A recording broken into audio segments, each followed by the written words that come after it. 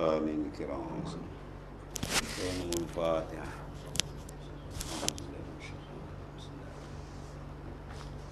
إياك نعبد وإياك نستعين صراط الذين أنعمت عليهم.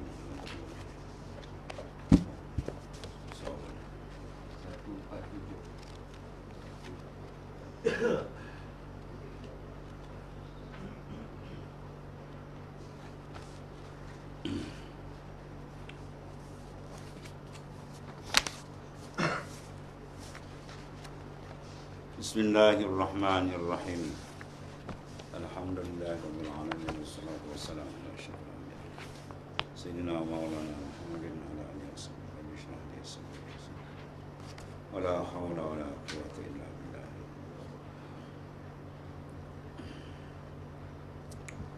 قال المؤلف قدس الله سره كما قال عليه الصلاة والسلام situ al-kibru wal-ujub yubsidanil iman kama qala alaihi salam al-ghibatu asyaddu minaz zina wa kama qala alaihi salatu wassalam al-hasadu ya'kulul hasanat kama ta'kuluna al-khatab wa kama qala alaihi salam al-fitnatu na'imatun la'anallahu man ayqazaha wa qala aidan alaihi salam al-bakhilu la yadkhulul jannah walau kana 'abidan wa qala aidan alaihi salatu wassalam ar-riya'u syirkun khafiyyun wa syirkuhu kufrun wa qala aidan alaihi salatu wassalam la yadkhulul jannah namam wa ghairu zalik minal ahadits al-waridah fi zammil akhlaqiz zamimah fa hadza mahallul ihtiyat.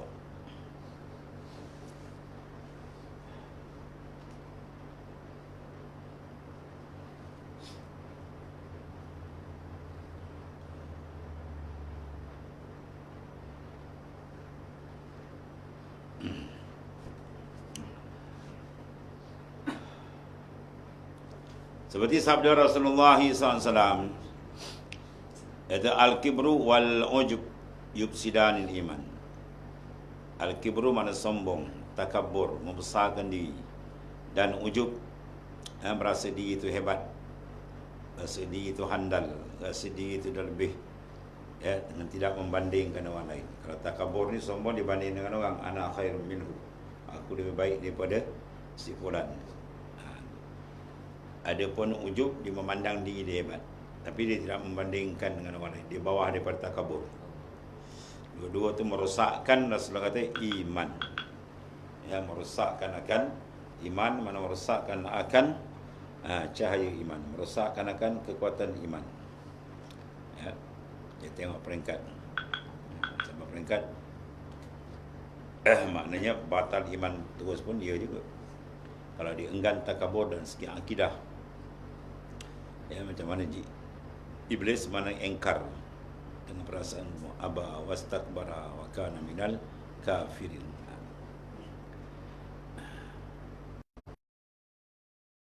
Mengumpat pula, al-ghibah asyaddu minaz zina, mengumpat itu lebih besar daripada berzina. Zina tak besar lah, mengumpat besar lagi. Ini ulama bahas dari sudut mana dia besar ni. Dari sudut, ada pun dari sudut ukubah di dunia ni besar zina kan, dia kena rejam sampai mati atau rotan, 40 rotan. Orang mengumpat tak ada rotan. Dia besar di sudut untuk mendapat keampunan dibayar. Bila mengumpat ni dia kena jumpa Tuhan, dia kena minta halal Tuhan.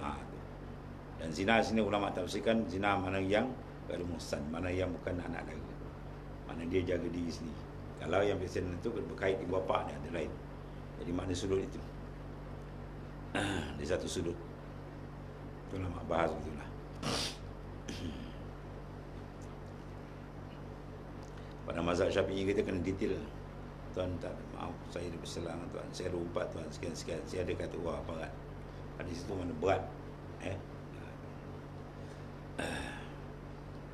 Walhasil semua itu dosa besar belaka lah. Wa kama qala alaihi wasallam al-hasl yakulul hasanat kama ta'kulun ar-khatam. Hasad pula menghancurkan kebaikan, seperti halnya api menghancurkan akan kayu bakar. Maknanya hasad yakul, maknanya dimakan. Hasad itu memakan akan segala hasanat kita.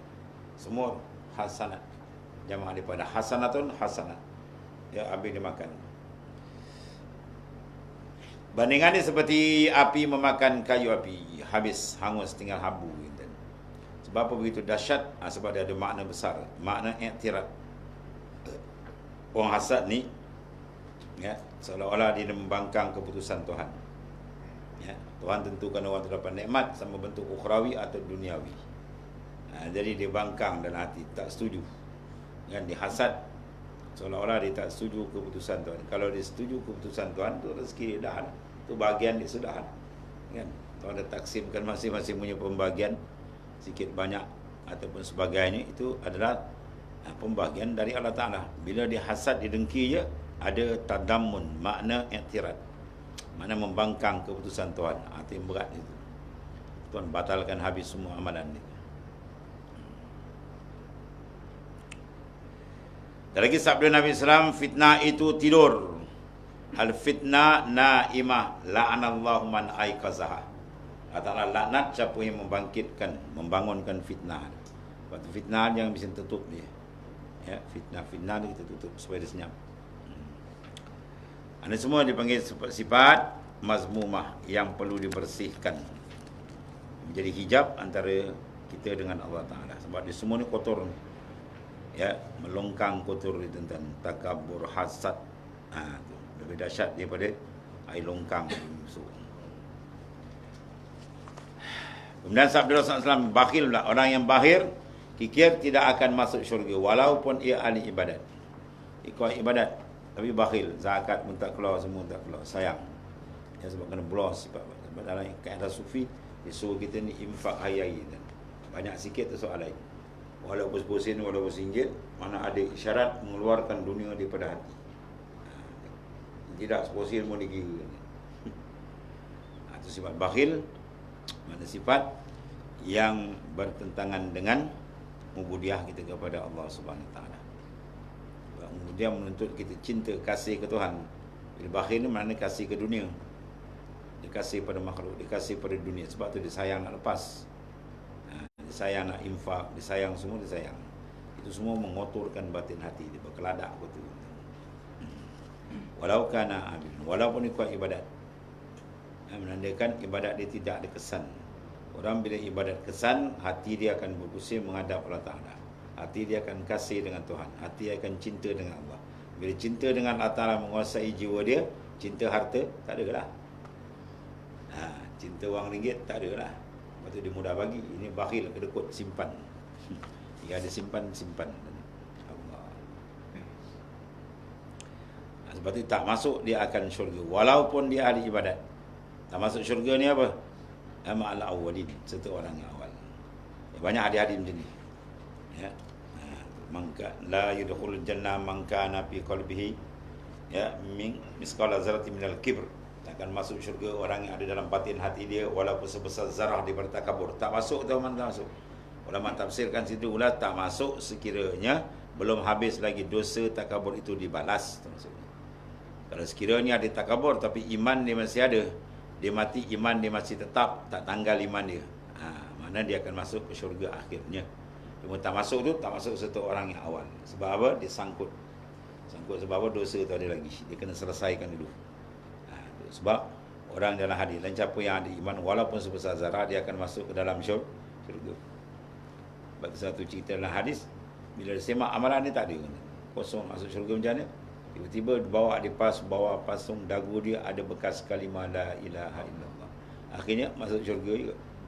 Tapi kendian lah. Dah rupa tak tahu. Jadi maknanya selagi iman tu tak tanggal, maka dia bukan penghuni neraka secara tetap.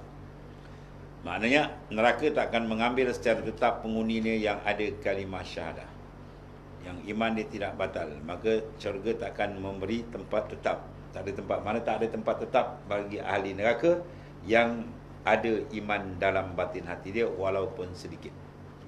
Mana dia akan keluar, cuma lambat cepat tu je lah. Tapi tak masuk tu tak masuk serta orang yang awal maknanya, ya. Barulah hadis tu tidak ada ta'arud, tidak ada bertentang.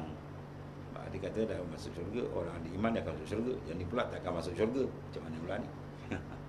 Ya, takkan masuk syurga orang yang ada takabur miskal dzarrah, walaupun sedikit. Masuk tak masuk itu ulama ada tak masuk ma'al awwalin, serta orang-orang yang awal. Dia masuk dah selesai dia punya kes tu. Bila dibalas dosa takabur dia dengan kadar dia tadi, barulah dia lepas. Begitulah maksiat-maksiat yang lain tadi, ya. Kita kalau macam lain la iman, tidak ada iman. La yu'minu, ulama takwil. La yu'minu ai imanan kamilan, tidak beriman mana iman yang kamil. Ya, bukan tak beriman terus kafir terus. Ya. Sebab kita ahli sunnah wal jamaah tidak dikafirkan orang yang mengerjakan dosa besar kecuali dihalalkan. Ya, kalau khawarij lain, khawarij dosa besar kafir, dosa besar kafir, melambak kafir macam. Ahli sunnah wal jamaah tidak jadi kufur walaupun dosa besar kecuali dihalalkan perkara yang haram. Benda ijma' haram dia halal atau habis. Diubah hukum boleh kufur. Pada sekadar dia buat dosa saja dan dia mengiktiraf, dia mengaku salah dia, atau dipanggil dosa itu dosa besar, ya, dia tidak jadi kufur.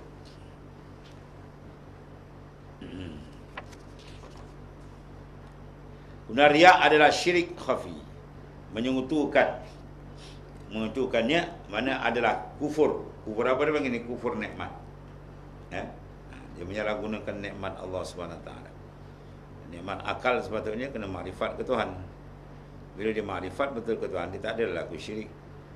Orang yang betul-betul mentauhidkan Allah hanya dipandang Tuhan. Apa makna tauhid? Mengesahkan. Mengesahkan dari segi i'tikad, mengesahkan dari segi rasa hati, mengesahkan dari segi pandangan. I'tikad itu peringkat awal, basic. Ngaji sifat 20 semua tu nak betulkan i'tikad supaya kita mengesahkan Allah Ta'ala dalam ketuhanan, bahawa tidak ada Tuhan melainkan dia. Pada uluhiyat dia tunggal, tak ada siapa boleh jawab jawatan ketuhanan melainkan Allah Ta'ala. Itu peringkat awal. Peringkat kedua pula mentauhidkan pula dari segi azwaq, rasa. Kita tak ada terasa melainkan kita rasa dia. Dan itulah sebenar. Ya, ini banyak rasa campur-campur, banyak rasa kita pun ada juga. Kita kena buang semua dengan zikir. Kemudian dari segi syuhud, pandangan. Ya, dia pandang satu. Dia pandangan mana? Dalaman. Tiga tauhid ni bila kumpul baru dia jadi iman, dia sempurna. Ya, dipanggil golongan, masuk golongan muwahidin hakikatan. Orang yang mentauhidkan Tuhan pada hakikat dia. Dan tiga jurusan. Segi i'tikad, segi rasa dia, dan segi pandangan dia.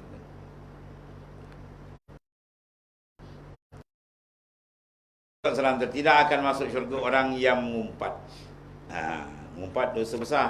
Habis dosa besar, kafir tu kata masuk syurga, kafir ke? Tak. Maksudnya bukan masuk. Sini maksud dia apa? Kufur terus tidak. Ya, bukan dimasukkan kufur i'tikad. Ya. Habis. Kufur sini bagi kufur nikmah. Ya, kufur nikmah.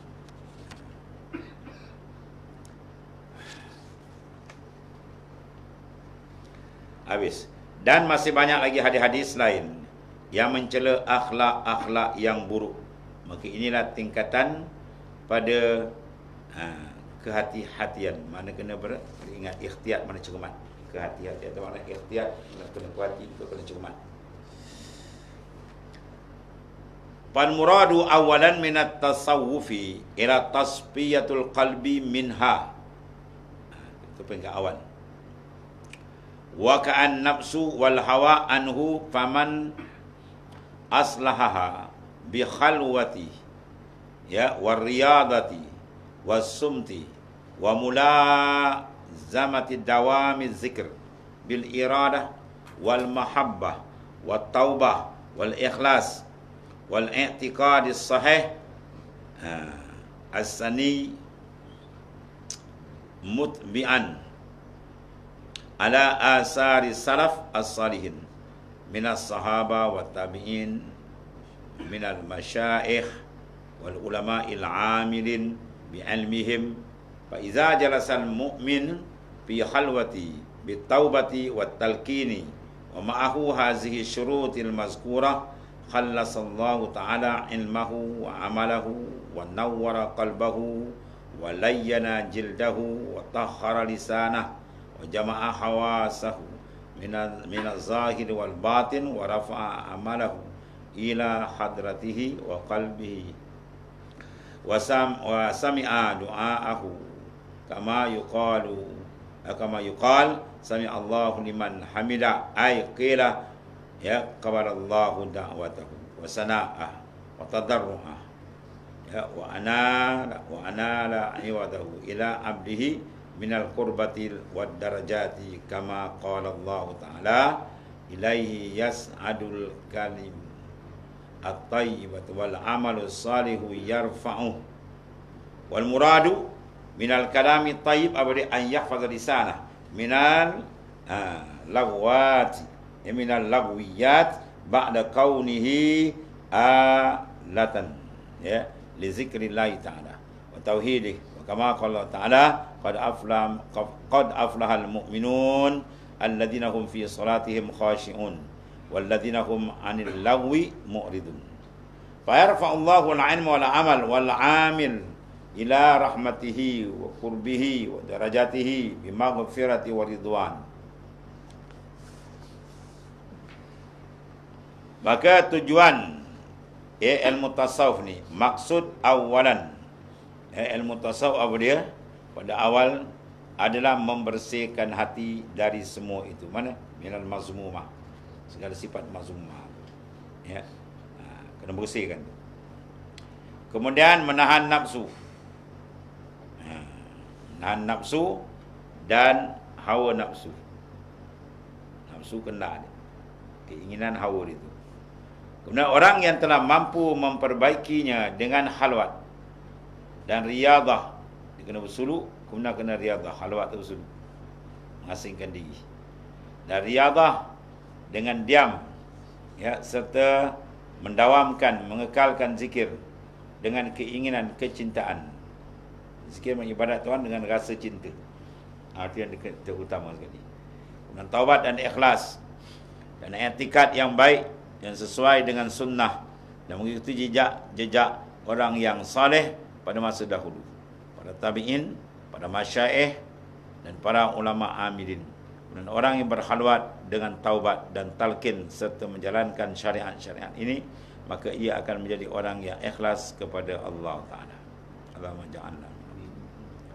Dan ikhlas ilmu dan amalnya, sehingga hatinya akan sinar dan kulitnya pun akan menjadi lembut, ya, lidahnya akan bersih, anggota badannya pun akan bersih daripada mulai lahir hingga batin dia, zahir dan batin.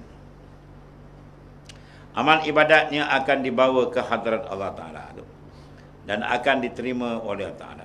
Doanya akan didengar sesuai dengan ucapan, ya, sami Allahu liman hamidah.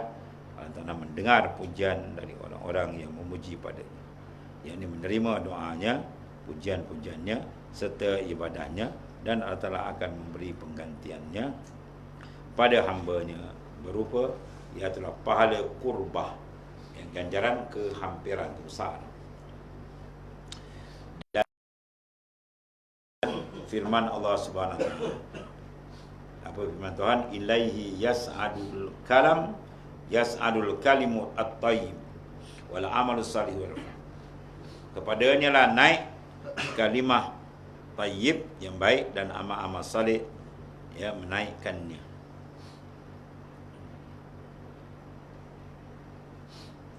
Wal amalu salih yarfa'u, mengangkat ia Allah Ta'ala. Hu akan dia akan amal salih. Terjemah mudah hari. Mana amal salih ni Tuhan angkat. Kata Sayyidina Ali, dalil Tuhan angkat apa? Dalil Tuhan angkat amal tu, bahawa amal itu dia tak ingat lagi. Kalau diingat lagi, cerita kat orang sana sini, itu menandakan amal tu tidak diangkat. Ya? Kalau kita heboh amal kita cerita sana cerita sini, itu menandakan amal tu tidak diangkat. Amal tu dah kena baling dan dilempaukan. Ya? Dalil dia diangkat, bila angkat dah tak ada, tak nampak. Dia pun tak ingat lagi dari beramal. Kan? Itu tanda amal tu diangkat.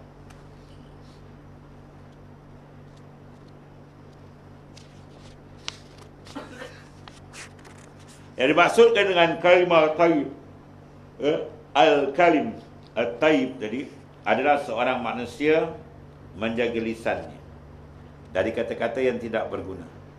Dia stop. Setelah keberadaannya lidahnya adalah sebagai alat untuk berzikirlah kepada Ta'ala dan bertauhid kepadanya sesuai dengan firman Allah Ta'ala, qad aflahal mu'minun alladzina hum fi salatihim khashi'un walladzina hum 'anil lagwi. Itu syariat. Itu bahasanya anil lagwi mu'ridun. Daripada benda larang dia mu'ridun, dia berpaling. Sesungguhnya beruntunglah orang-orang beriman, itulah orang yang khusyuk dalam salat. Khusyuk salat ni benda besar. Sebab tu kena latih dulu banyak zikir. Ya. Kedua pun payah, salat payah. Dapat khusyuk. Kata Syekh Zakaria Al-Ansari, di akhir zaman kekhusyukan banyak diangkat. Kecuali dalam halqat zikir, dalam majlis zikir saja masih ada. Majlis zikir, kata Syekh Zakaria Al-Ansari, di akhir zaman masih dapat banyak khusyuk, masih ada kat situ. Hatta semayang pun banyak terangkat dari. Betul. Semayang merokok dah terbagai, betul. Kalau kita semayang hati betul menghadap Tuhan, sampai rokok pun besar dah Tuhan. Ni baca doa iftitah dah terbagai. Betul. Allah Akbar. Dah sampai Kuala Lumpur. Baca doa iftitah sampai Kuala Lumpur dah. Wah. Yang mengira ke laut ke hati dia pergi, dia belayau. Dalam semayang dia belayau. Belum rakaat pertama dia habis, dah terbagai. Allah.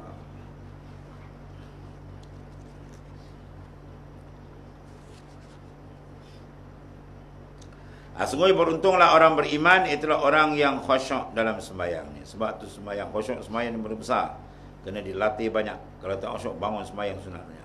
Lagi tak khusyuk, kita dera nafsu kita dengan apa? Ibadat. Bangun lagi sembahyang sampai beratus rakaat. Lama-lama dia khusyuk, insya-Allah. 1% dia akan meningkat. Ya. Kalau dia khusyuk, dia tahu lah. Dia makin rapat dengan Tuhan, berjinak dengan Tuhan, bermanja dengan Tuhan, bersedap dengan Tuhan, manis. Ketika itu cantik lah. Kan? Oh, dia tak beradab pada makhluk. Dia tak beradab pada makhluk, selamat tadi. Riya, wujud, semua takabur, itu semua hati yang menghadap pada makhluk. Dia nak besar diri dengan siapa? Dengan orang. Dia nak riak dengan siapa? Dengan orang. Nak tunjuk dengan siapa? Dengan orang. Semua orang. Dia buang orang, dia buang daripada hati dia, dia menghadap Tuhan, habis selesai. Ya. Zikir amat penting.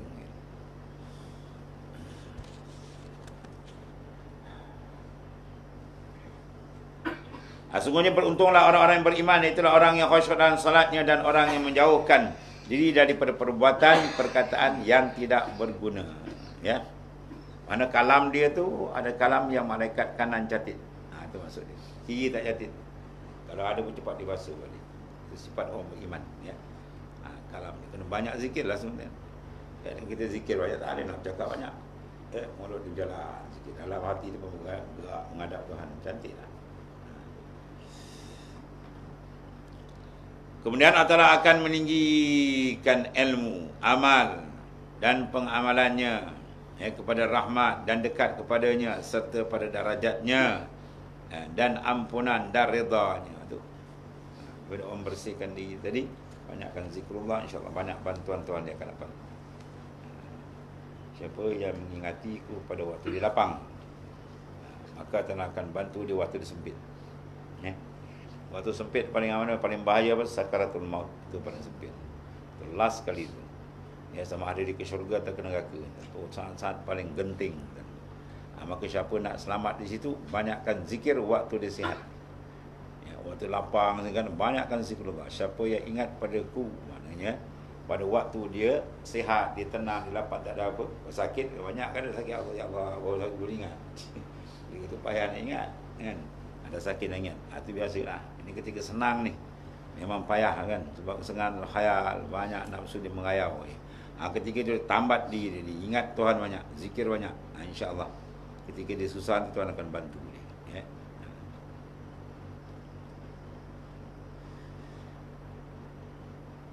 Allah Ta'ala akan meninggikan lagi ilmunya, amalan-pengamalannya, rahmat, dekat pada serta pada derajatnya dengan dapat ampunan dan redha. Dia besar tu. Kemudian satu lagi, fa iza hasala hazil maratib lil khalwati kana qalbuhu kal bahr. La yataghayyaru bi iza'in nasi kama qala alaihi wasallam kun bahran la tataghayyar. Kun bahran la tataghayyar. Fayamutu barayatun nafsaniyah fihi kama gharqa fir'aun wa aluhu fil bahr.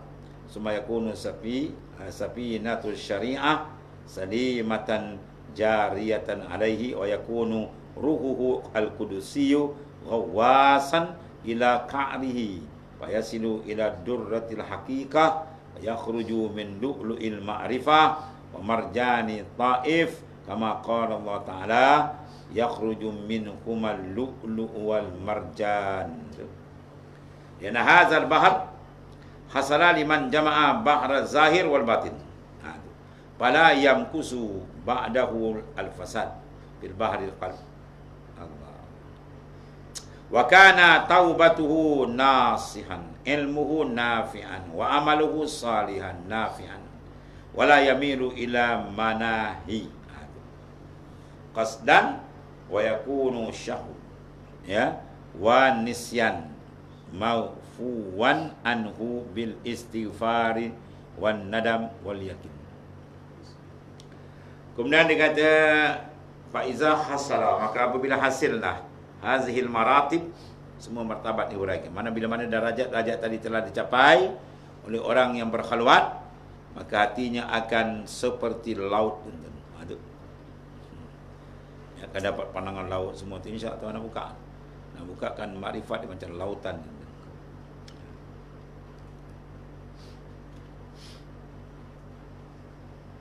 Yang tidak akan berubah. Ini saya sudut apa? Maknanya taghayyur. Air laut banyak kan? Masuk apa najis pun dia tak menajiskan dia.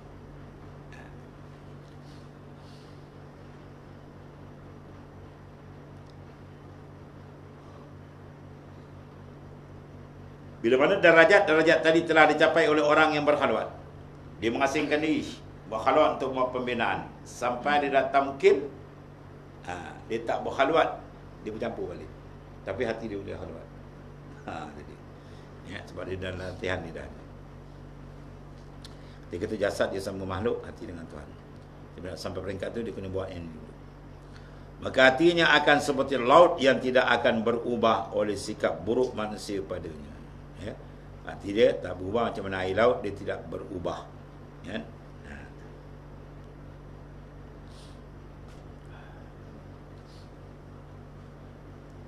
Sebagaimana sabda Rasulullah SAW, ya, kun bahran la tataghayyaru. Jadilah kamu seperti laut yang tidak berubah. Laut tak berubah kan, tempat bangkai apa sekui berubah, babi boleh berubah, air cantik tak. Begitulah hati orang yang sampai peringkat ini, dia tenang, ke mana pun dia tak, tetap menghadap Allah Ta'ala. Dia tak berubah.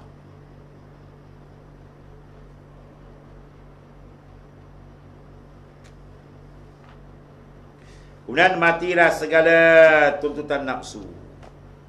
Ya, seperti yang mana tenggelamnya Fir'aun. Nafsu tu dibandingkan macam Fir'aun, tenggelam. Bila dia berjaya, dengan izin Allah Ta'ala, Tuhan tarik tadi. Segala martabat-martabat dalam khalwat tercantik je, ketika itu dia jadi hebat. Ya, nafsu dia jadi macam Fir'aun tenggelam. Dia benamkan nafsu. Badan suluk yang kerja kita benamkan nafsu kan. Makan sikit, tidur sikit, cakap sikit, semua sikit. Kalau kita benamkan nafsu.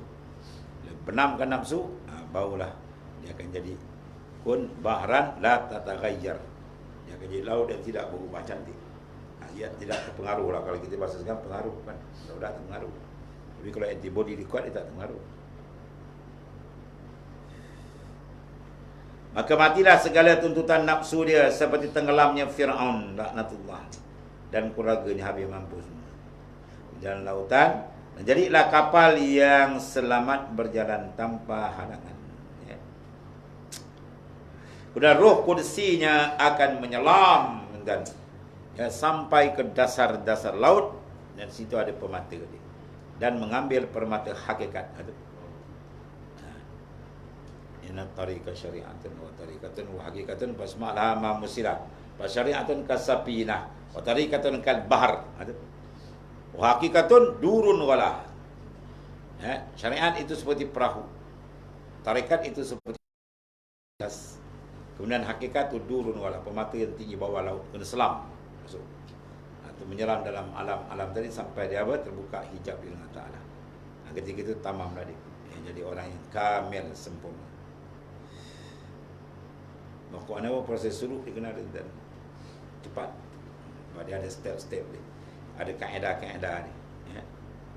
Dia punya adab-adab dia. Dia akan menyelam sampai ke dasarnya dan mengambil permata hakikat. Hakikat antashhadahu, bahwa dia dapat makam musyahadah dengan Tuhan. Itu hakikat. Ya, kita minta nur. Ya, hatta yang kasyif lana anwar murakabah wal musyahadah. Syahadatu syuhud.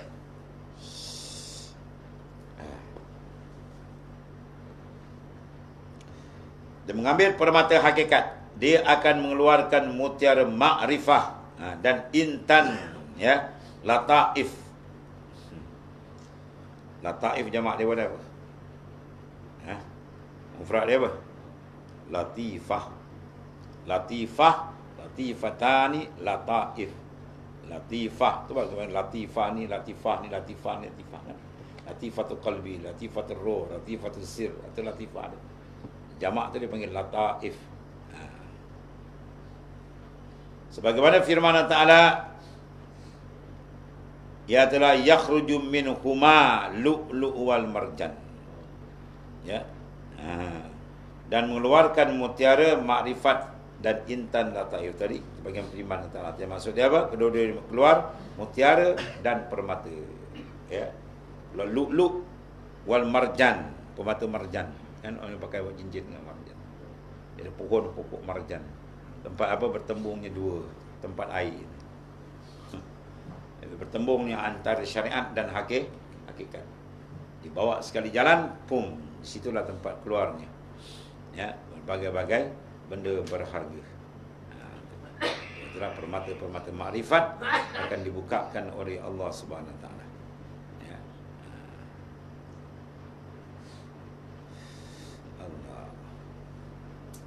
Kerana laut ini boleh diperolehi oleh orang yang mampu memadukan lautan air dan batin, zahir dan batin. Ya, orang yang boleh mampu memadukan, itu madu. Kalau madu lebah, orang kahwin dua dia panggil madu. Dia boleh himpunkan. Duk serumah kali. Kata boleh tak boleh. Dia rumah masuk pintu dia tendang, piang, puah. Dia bersilat, dia berterkajang, itu tak boleh lagi. Siapa yang boleh mampu kan? Syekh Ahmad, bapa Tuan Syekh Faiz. 4 orang isteri dia duduk serumah. Kerja berbagi-bagi. Angkau kerja sini. Bagus dia. Petang-petang duduk sekali. Kalau tuan-tuan dapat bahagia dunia akhirat. Mana laki ni apa suka. Tak ada ni. Paling bahagia. Bila apa? Madu dia tidak bercekak. Sebab madu bila boleh cantum sentan, dia keluar permata. Dia tak sini. Ya. Siapa orang yang mampu memadukan lautan lahir dan lautan batin. Itu maksud di sini. Apa makna memadu? Menyatukan. Dia akan mengeluarkan satu natijah yang besar, makrifat besar. Siapa dapat membawa perjalanan syariat dan hakikat sekali, dia akan dapatlah permata makrifat ni. Makrifat ni Tuhan cempakkan kurniaan daripada Allah Ta'ala. Ya.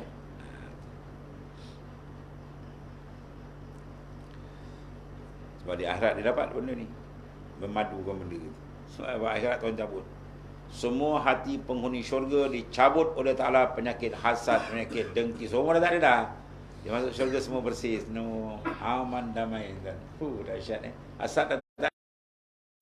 Sombong dah tak ada, takabur semua dah tak ada. Sebab semua takabur, semua hasad, semua penyakit apa benda-benda busuk dan tak layak dengan syurga, semua dah dibuang. Dia tak layak masuk syurga. Sifat dalam syurga bersih sebersih-bersih. Yang damai, aman, dahsyat ni. Dunia ni banyak berkarat kan.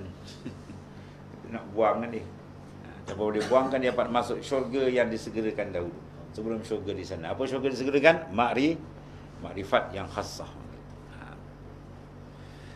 Dan ia tidak akan lagi merubah hatinya, ya. Taubatnya akan menjadi taubat yang hakiki. Betul-betul ditaubat. Ilmunya bermanfaat, amalnya baik secara langsung, tidak akan condong kepada larangan-larangan. Bersih hati dia. Langsung dia tak minat dengan benda-benda maksiat ni. Dan lupanya pun akan diampunkan dengan istighfar, ya, mohon ampun, rasa penyesalannya dan keyakinan. Itulah hebatnya. Bila dia apa? Dibawa dua jalan, syariat dan hakikat. Kemudian al-fasul hadil ashrun bi bayani awrad ya khalwati wallahu a'lam.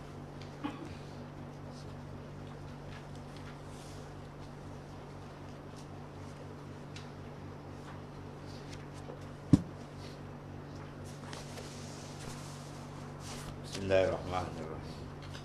Sahabat 37.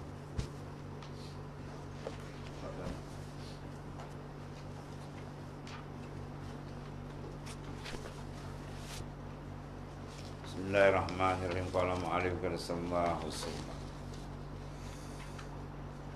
Bab fi muamalatir raqiq. Situ. Ya. Ini satu bab menyatakan jual beli sahaya. Sila radhiyallahu anhu, apa hukumnya memerintah saya itu sah atau tiada? Itu utama. Boleh tak kita tasarruf dia? Perintah ni nak jual, nak beli, nak apa semua kan?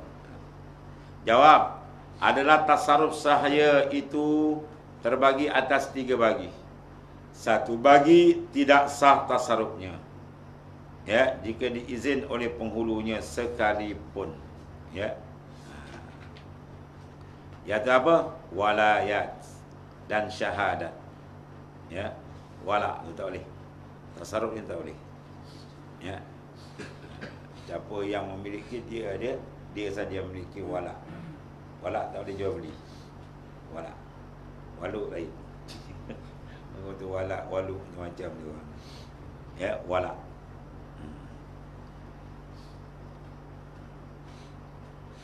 Sebenarnya zaman Rasulullah itu dia nak jual hamba dia, tapi wala dia nak.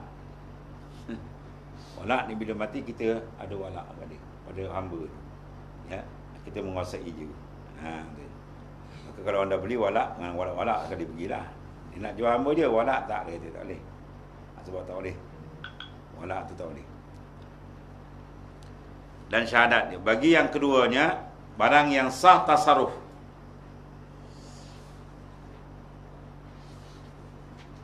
Yang kedua sah pengurusan kita nak urus, nak tasarruf dia boleh. Dengan tiada izin pengurus sekalipun. Seperti sekali ibadat, dia nak semayang, tak payah minta izin, semayang zuhur. Tak payah, mayang je lah. Dan talak isterinya, dia hamba, niat talak isteri dia, tak ada hal. Dan khuluk. Tahu khuluk? Bunyi yang pelik, khuluk. Apa khuluk? Tebus talak. Urusan dia lah. Dan bagi yang ketiga, terhenti sahnya itu atas izin.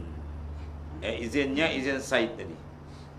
Misal seperti berjual dan beli, sewa menyewa. Itu 3 bagi mana ada 3 bentuk tasarruf. Su'ila radhiyallahu an, ditanya radhiyallahu an, si Ramli Kabir, apa hukumnya memerintahkan orang sahaya?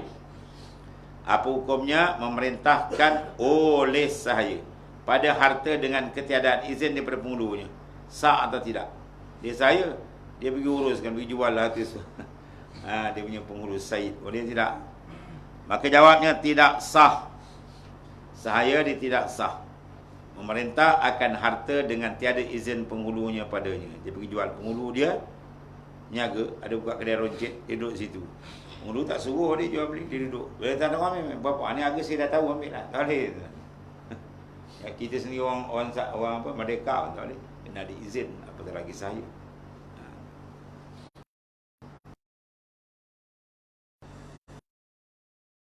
Tidak sah. Mana tadi? Tidak sah saya memerintah. Memerintah itu tasarruf lah, menguruskan akan harta dengan tiada izin penghulu mana Said daripadanya pada harta tadi. Dan jika ia kerjanya itu di hadapan penghulunya pada diam, ia akan sekalipun tidak sah. Tu ghayah kata tak sah, mesti lafaz. Penghulu dia ada depan lah. Penghulu dia tak dilafazkan, wakilkan dia suruh jual beli.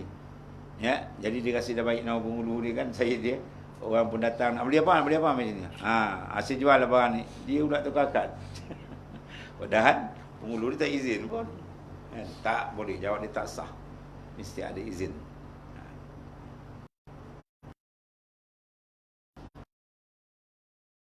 Dia tidak sah. Walaupun penghulu ada depan itu. Kemudian su'ilah rajaan, ditanya rajaan apa hukumnya manakala tidak sah memerintahkan saya padahal sudah dikerjakan dia juga. Kalau dia buat benda yang tak sah tadi. Jawab, maka wajib mengambil oleh baik daripada tangannya tu.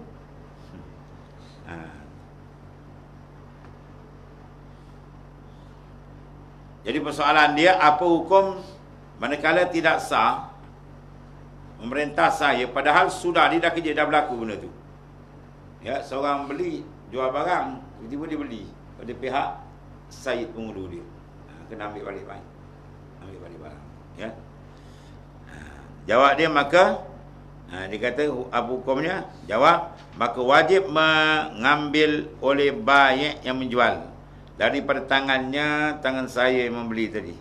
Dan hendaklah ia membalikkan yang diterimanya, wang pulang balik kepada empunya Syed tadi. Jika ada izin. Jika sudah binasa pada tangannya, maka menuntut daman baik daripada zimmah pada tanggungan dia. Kalau binasa kena ganti. Dan jika binasa pada tangan penghulunya, maka dituntut daman, mana ganti pada barang yang pada penghulunya atau pada saya itu. Tetapi dituntut akan di kemudian merdekanya. Kesalahan pada penghulu dituntut sekarang itu juga. Sekarang. Macam sekarang. Jangan lama.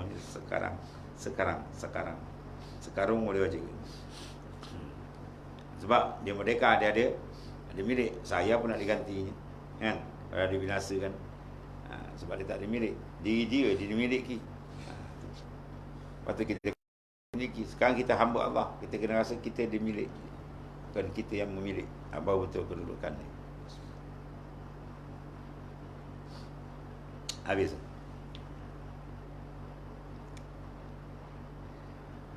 Kemudian soal. Satu lagi. Su'ilah rajaan, apa hukumnya membeli sahaya muba'at? Sahaya setengah. Sahaya ni dibeli oleh dua Syed, dua penghulu. Harga 2,000, kita seorang, kawan kita seorang. Bayar tuan 1,000. Sekarang merdeka kan. Dia tinggal separuh lagi. Itu dia panggil muba'at. Hamba yang disetengahkan. Mana 6 bulan dia apa?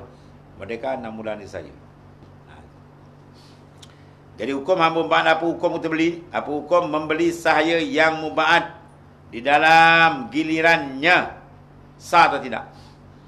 6 bulan ni dia 6 bulan mana jadi hamba. Ketika dia merdeka tu 6 bulan tu, ketika tu dia berurusan membeli. Dia beli ni. Sah atau tidak? Tengok. Apa hukumnya membeli saya? Mana membeli saya? Ini lafaz kepada apa ni? Masalah kepada fa'il. Mana membeli saya, mana membeli oleh saya. Saya tu yang beli. Saya mana sifat bagi saya? Yang muba'at. Jadi dia beli tu bila dalam gilirannya. Ya. Sah atau tiada? Maka jawabnya, jika membeli ia si muba'at. Si muba'at. Senang dia je. Sin memang muba'at. Jika membeli ia si muba'at itu di dalam gilirannya, dan jika mengqasadkan bagi dirinya sekalipun, ya, jawab dia sahih. Sah lah. Sebab di masa tu dia tidak hamba lagi, separuh-separuh. Dia menjadikan duyung kepala orang, badan ikan. Sesuatu. Disuilah jika mentasarruf dengan tiada izin penghulunya tiada sah, dan seperti telah diketahui dahulu, dan apabila kesukaran pada setengah ketika sebab sangat ajatnya, adakah diharuskan dia atau tiada. Kemudian jawab dia, dan terkadang disahkan tasarrufnya. Bismillah rajaan, jika mentasarruf dengan tiada izin Allah.